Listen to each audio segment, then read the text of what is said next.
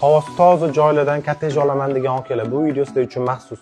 65 ming dollarga Qibray tumani Qizil Shalola mahallasida joylashgan 2 etajli kottejimizda 108 sotudan iborat 352 kvadrat metrli xonadonimizni sizlarga to'liq video davomida ko'rsatib beraman.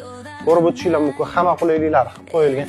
Ichkari qismidan sizlarga tushuntirib beradigan bo'lsam, kirganimizda bitta mashina uchun joy, yonginasida zeleniy zona qilib qo'yilgan, tashqi fasadi qolgan, ichkarida 100% bitgan. Bu yog'imizni ko'rib o'tadigan bo'lsanglar, bitta zal sifatida foydalansanglar bo'ladi.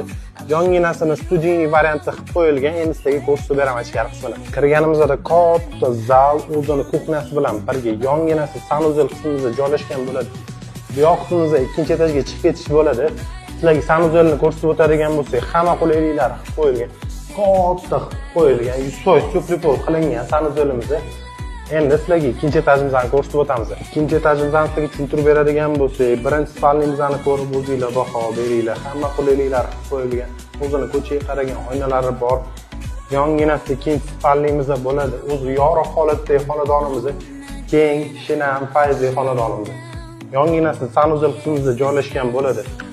100% tupli pol qilingan, hamma qulayliklar qilib qo'yilgan. Kelasizlar, yashaysizlar. Oxirgi spalnimizni ko'rsatib o'tadigan bo'lsak, bu ham hammasi yorug' holatida. Remontlariga отдельно bitta baho bermasanglar bo'lmaydi. Shu ko'rib turgan xonadonimizdan 65 ming dollarga